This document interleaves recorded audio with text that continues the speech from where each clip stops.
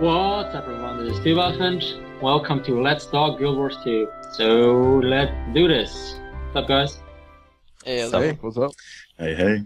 So we'll be talking about guilds, we'll be talking about PvP, we'll be talking about endgame content, and at the end we'll be going a little bit more into depth with what the idea is for this kind of Let's Talk video.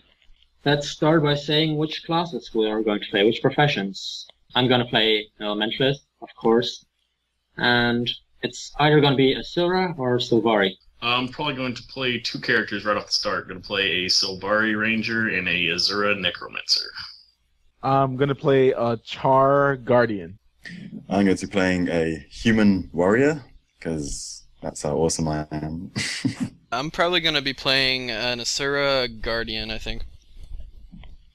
And we have Chris, who's one of the subscribers. Yeah. I'm going to be playing Azuran Elementalist and probably Sylvari Necromancer from the start. As you guys may see, we're just having some fun. We're going to be drawing some things while we're doing this. So let's start talking about guilds. Okay, so we haven't found out too much about guilds so far. We know that we can represent quite a lot of different guilds. What do you guys think about the amount of guilds that you can represent? Is it going to be a limit on it, or is it going to be like unlimited, so you can join like 50 guilds if you want? I think they probably put a cap on it, probably around 8, maybe 10. Sort of the same size as an alliance was in Guild Wars 1. Yeah, they don't want to. They don't want people to be in like 50 different guilds, because if you're in 50 different guilds, how are you ever going to be dedicated to one guild? And Exactly, Yeah. that's the main problem I see with guilds. Like, you'll have people who will be in 8 different guilds, but which guild are they a part of? They're just gonna hop between between all those guilds. I think a better way to do it would be give guild leaders the option to have, give them the option, if you want to join this guild, you can't be part of more than, say, fixed number of guilds. Like, if you want to join this is the only guild you're going to be joining. Well, that's sort of down to personal preference, isn't it? If the leader doesn't want you to be in other guilds, then they'll set that as the requirements for it. Yeah, I think the main thing here is that they're giving you the option. They're giving the option, if you want to be someone that goes around to different guilds and you have a different guild for different things you do, you can do that. But it also allows the players to make their own rules, and set those. So it gives it to both players what they want. I think that's what they're trying to do, is make it to where everybody gets what they want. I think what it's really going to do is it's going to put more pressure on the guild leaders themselves to actually make, their guild something that you want to stick around in and be dedicated to. Because, I mean, if with this new system, if a guild starts to fall apart or there's drama, people can just leave real easily. Hey, I'm just going to go play with my other guild. See you guys. Exactly. It could make it more than just a big friend list, pretty much. Yeah, it's going to become much harder to actually maintain a guild because you have no idea how many other guilds other people are in. They could say they're not in any, but how is there any way of proving that they're not going off to another one to talk? Exactly. Yeah. I think it's going to help to really build the server community again, the community of the actual server, There are some positive things to it though. Like, imagine you have a guild for PvP, you have a guild for PvE, and you just have a guild where, a social guild with all your friends in it, and like, say, 800 different people in one guild.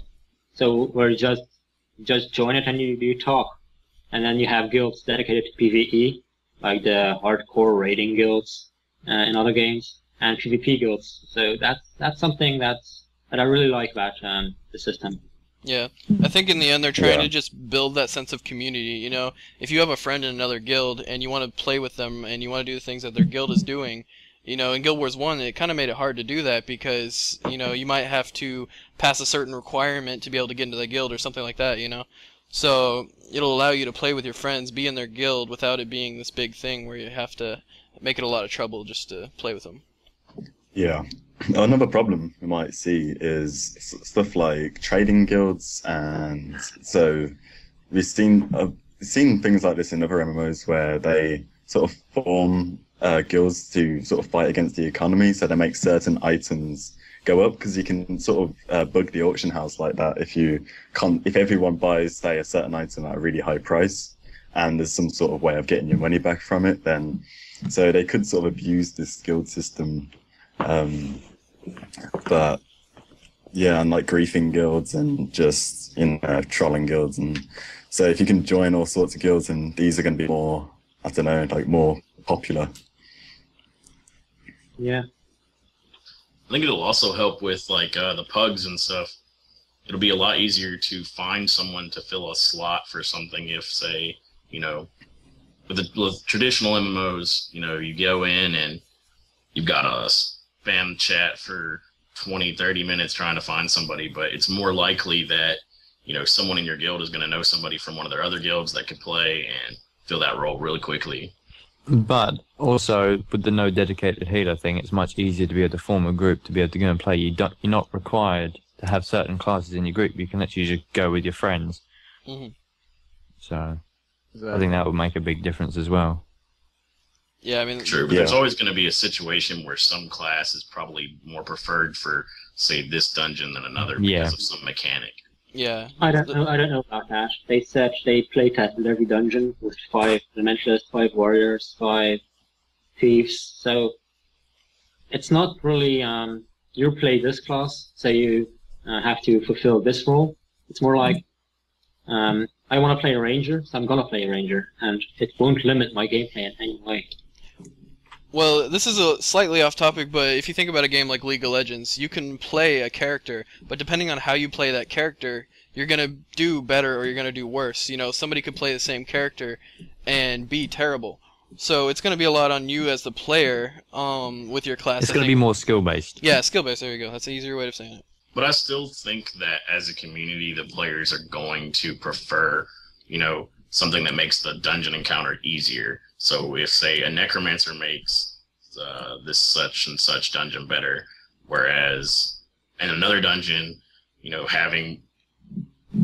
specifically having a guardian is really big, then, you know, and a necromancer isn't, then as a necromancer, you're probably naturally going to find it more difficult to get into the dungeon. Yeah, well, I think that's going to be a little more prominent in PvP, because in PvP, different skills are going to be a big difference when you're doing, fighting against other players. A stun or something like that could be really important. But in PvE, something like that's not going to be as big. So, I don't know, I see PvP being a bigger part of where you see that. Yes, but with PvP, you've got all the different skill combinations, because every class will have a different combination with another class. So, taking into example, I don't know the name of the skill, where the elementalist throws down the fire, and then Firewall. The ranger will use barrage and go across it, and it catches a light. Because of the way the mechanics are set, there's going to be a huge amount of combos available for whatever class you play. So that brings us to our next topic, PvP. Well, as we all know, we've got two structured PvP and world PvP, and we haven't really found out much about world PvP yet. So what do you guys sort of think world PvP is going to be all about, like, from what we haven't heard already? I'm curious about world PvP. Like, if you have, say, 500 people on the same map, how are they going to make it so that you don't lag and how you don't have Exactly, yeah. those problems? I don't see how they can do it. Yeah, they said they've split up the PvP map, so you know, like how in dynamic events you get different objectives that you have to complete. They've got a set of quite a few, I think, objectives across the map. So, and they're quite far away from each other. So you'll have 500 people on the map, but you would have like 50 people. That is one way of doing it. So it's a lot more split up. But if no one's sort of playing the world PvP, then this could sort of, you know, fall flat on its face because it's too big for the amount of people. So I don't know if the map's going to scale or what's going to happen there. What about the people who don't have a system to actually handle so many people spamming their skills on the screen? That's going to be kind of crazy. Well, the thing is, there's not going to be that many people in your screen, in like your space, as it would seem initially, because of how large the maps are going to be. And like he was talking about with the different objectives spread out all over the place, you're not always going to be around 500 people, 800 people. More likely, you'll be around, 10, 15, 20 at a time. Maybe if there's a really major point, then you might see 100. Yeah. But with that, there might also include an option of a way to hide players, because Aeon has mass PvP and in close spaces, and what they do is they have an option to be able to hide all the other players, so it's a little less laggy. Not much, but a little less. Yeah, well, I mean, I played a game, it was Perfect World, and they have 80 versus 80 battles, and most of the time, everybody is in one spot, and the game still manages to process all of it. So with how well Guild Wars 2 is being put together, I have a feeling that it's not going to matter. You could have 200 people there, and it's not going to be very bad. Yeah, but you're talking 80 vs 80. Guild Wars 2 is going to be 500 people from each realm. Yeah, well, that's what I'm saying. That's 1,500 people that can be on one map at the same time. It's going to be awesome. Yeah, it's going to be. Yeah, it's going to be awesome. That's the bottom line, I think, right there. Yeah, so 5 versus 5, you can have tournaments. I'm not sure, you get monthly tournaments and yearly tournaments. So the yearly ones, I think you basically collect a certain amount of points from the monthly ones, and you basically get your rankings and everything, and you get put in a certain seed for the yearly tournament. And do you think are there going to be cash prizes and stuff for the yearly ones? Most likely. Yeah. If it's anything like the first one, it will be. Yeah, that'd be pretty awesome. And they're saying, because they want to get so involved in esports, they're saying they're going to find some sort of system so you can have community-built tournaments as well. So it's looking very promising for the structured PvP. Mm-hmm. They want to make it an esport, so it's going to be awesome. It's going to be epic. Oh yeah. Yeah, from what we've seen so far, it seems to be like it will make it as an esports, I think, because it's entertaining to watch. It's really entertaining to watch. And once you get to know all the tactics and everything for each map, and everyone, because they've been saying, you got the trebuchet and different stuff on the map. On each map they've got different things that you can use. So every single secondary mechanics. Yeah, the secondary mechanics. And destructible terrain is also something big in the PvP. You can literally change the map just by shooting one trebuchet shot right into the middle of the map. You can change it. Is all the maps supposed to be destructible, or is it only certain areas? Well, we've only seen one map so far, so we can't really... Yeah. One thing... What I heard, destructible terrain is going to be, in everything. Yeah. In every map. And in the different maps, they're going to have different mechanics. It's not going to always be trebuchets. There may be something completely different that you've not even thought about. Yeah, one thing I'm actually curious about, I know in Guild Wars 1, almost every PvP map, or I think every PvP map, was like open. It was outside. I'm wondering if they're going to have any Guild Wars 2 maps where a lot of it is indoors. Like, I know there's a little bit of indoors in the map that we've seen so far, in the clock tower. But, I want to see a map that has almost all indoor, That could be pretty interesting. I would really like that, to be honest. Yeah. Yeah, but the problem with having such an indoor map is if it's all closed off and really close together, any class that has the ability to AoE and do anything like that is going to be at a huge advantage over, say, a Guardian if they only don't have any AoE skills. With that, if there's going to be destructible terrain, then you could possibly blast out some walls, and then that opens it up in a whole completely new way, where the AoE isn't as effective as it would have been otherwise. Yeah, and think about this. The Guardian, I mean, you're saying a Guardian might not be as beneficial in an indoor area, but think about it. If he puts up a wall in front of a hallway, that's, it's amazing. True. So you've got advantages on all sides, I think. Maybe with a map like that, they could introduce, maybe... like bombs you could take around the map to blow out walls and open up to the outside if there is some outside space as well. Something I'd like to see in PvP, while you're talking about indoor PvP, I'd really like to see some underwater maps, or at least partially underwater maps. That'd be awesome. Yeah, that would be really cool. Especially because the skills, they change underwater, so it'll become a completely different kind of PvP. Yeah, I'm almost sure they'll have something like that. Yeah, same. I wouldn't want to see a completely underwater map. Maybe just one section with maybe a capture point that's underwater.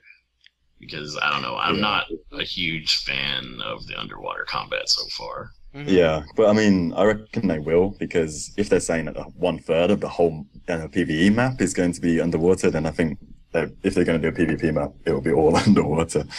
Diverting onto a different topic, but if they do it underwater, do you think they are going a bit overboard with the underwater stuff? No. I mean, 1/3 of the game is what they have said that is underwater. You know, that still leaves a ton of gameplay on land, and then the people that like water, they can hang out in the water more. So you have something for everybody. I don't think they're overdoing it. I could see issues with having so much because, you know, just with my experience, you know, with other games that have underwater combat, the whole extra dimension really makes things complicated and a little bit frustrating. But complicated can also be good depending on what kind of player you are. Well, do you have to be underwater, like during the quests and stuff? I don't think so. No. Like 1/3 of the game underwater, there would be underwater quests as well. Yeah, well, actually, there's a dungeon with that in it. There was a panel I saw, and basically they were having their fans create an event for them.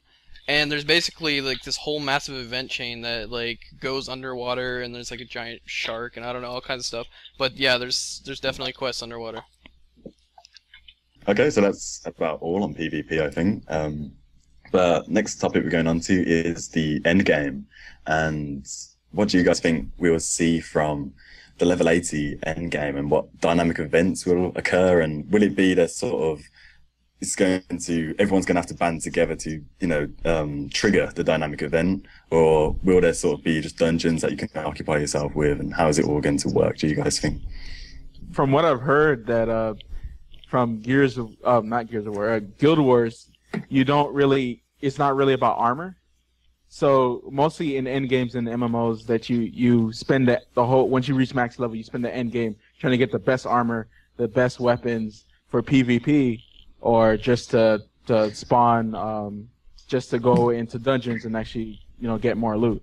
But I don't really know what is actually going to be an end game for Guild Wars 2, because I haven't heard anything that the armor actually really matters in PvP. Endgame is actually something I'm a little bit worried about personally. You know, they haven't really. The only thing I've heard as far as endgame is, you know, PvP, but that's from the beginning too. With their dungeons and the scaling back and everything, I mean, it's not really endgame. It's just putting you back at that level with a little bit increased ability. So I don't know. I'm a little worried about it. Yeah. Like, what are we gonna do after that? After we beat all the dungeons all the time, we're just gonna help friends level up. I mean, to be honest, they said every single time you play through the game, it's going to be a different experience, because wherever you go, there will always be different dynamic events. So even if there isn't that much end game, if you choose to play another character, when you're leveling that one, it will be a completely different story. Okay, there'll be key aspects that will probably be the same, but you'll still get a quite varied leveling. Yeah, it seems like, so far at least, that there's more replay value than there is endgame value. Although I do see the potential for endgame with the dungeons and everything. I really haven't seen too much in that aspect. I mean, you can always go back, but you're basically going to be the strongest person fighting if you get scaled down. So it's not really endgame, you're not getting more of a challenge. So I'm hoping that they do implement more things that are challenging at the end. It's going to be like explorable mode for each dungeon, but I mean, and not everybody wants to play another character, you know, not everybody's an alt type person. One thing, though, that I am a bit unsure on is, if you take all the time to get your character to 80, isn't that the max level? Yeah. And then you get a friend to start playing, all you can do is sidekick them automatically up to max level and then go do end-game content with them. Am I right in thinking that? It's not going to work like that exactly. It's going to be more, you're going to be brought down to a certain level, and they're going to be, I don't know if they'll actually be raised. I thought there was that option as well. Yeah, you can up your friend's level to your level, so he can come with you and go kill high level monsters and go do high level dynamic events. So technically, you'd just be able to skip the entire of the game and go straight to end game. But what I'm wondering is, if you are sidekicked up to level 80, will you still get experience? And if you're level 1 and you'll get sidekicked up to 80, will you be able, like, when you do some dynamic events and you get kicked down back to your normal level, will you have gained experience, or Yeah, they have stated, I believe, I know they've stated that higher levels, they go to lower level areas, will still get experience and items. It won't be as much of a reward as you would get in a higher area, but you will still get it, and I believe it'll be the same for lower people going to higher areas. Okay. So, from what I can see, I just looked some stuff up on it just to refresh my head and stuff. It looks like there is going to be the sidekicking system, and they'll be scaled up if they're in a higher level area, like you were saying, but they'll actually be weaker than anybody else that would be there naturally. Yeah. And you don't get any of your new abilities or anything like that. So it's really, I mean, it's hard to say if they're going to actually be able to just skip the game or not. But I don't think that'll be a problem. So you'll increase your power, but you won't gain any more skills. You won't gain any more feat, or what are the extra things that you can make your character stronger with? The trait system. Oh, yeah. Yeah, you won't get any of that extra abilities or anything like that. The only thing is you'll be a little bit stronger, have a little bit more health, but you're still going to be weaker than any natural person at that level who leveled there naturally, you know what I'm saying? Yeah. But you'll still get to skip ahead to sort of experience higher level content, especially for a new player. If you're not too sure whether you really want to play the game, you'll be able to, if you have a friend playing it, you'll be able to explore some of the really, really awesome stuff before you just decide to play it. Yeah, and that's if it's available in like a trial. Yeah, that's the main thing they're going for. They want anybody to be able to play with anybody at any time, anywhere. That's everything that they're going for with almost everything they've set up. Yeah. What do we think about the, like, getting off the sort of negative topics? What about the sort of humongous endgame dragons that we're probably going to end up fighting, and the elder dragons, and the dynamic events? Because what we've seen from the Shatterer so far, and that's, I think it's around level 45, so level 80 boss would just be insane. Well, yeah, I mean, from what we heard, the Shatterer is a lieutenant, is that what they said?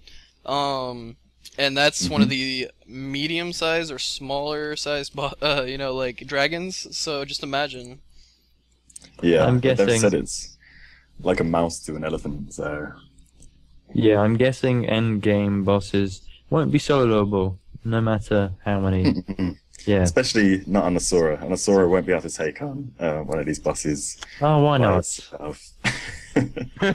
Just because I'm small doesn't mean I can't kill a dragon. You can always outsmart the dragon. Yes. That's the way. I will riddle him to death. So yeah, we've come to the end of the episode, and we have two more things we have to say. We're going to do a video like this every week, so this is going to be a weekly Let's Talk video, and we're going to be uploading it on different channels. Next week you're going to see the video on Kaboobie's channel, and so on. Also, we're going to have, when the game finally comes out, we're going to make a PvP team, and we'll be uploading gameplay videos of us playing together. We might even do some live streaming. We're not sure about that yet. And that's about it. So I hope you guys enjoyed the show. So see you guys next week. Peace. No. Maybe it's just like... We're just gonna just finish it off with the outtakes. I'm here with Kaboobie, who's the poop monster. Oh, there's Philetic. Philetic, say something. PvP! Okay, let's do it again. Oh, Matt, draw your dragon again, because it sucks. Wait, what happened? Hey, you killed my poop monster. PvP, well... Yeah, Let's Philetic. get going. You gonna start with this one again? So let's start talking about guilds. Anyone wants to start with guilds?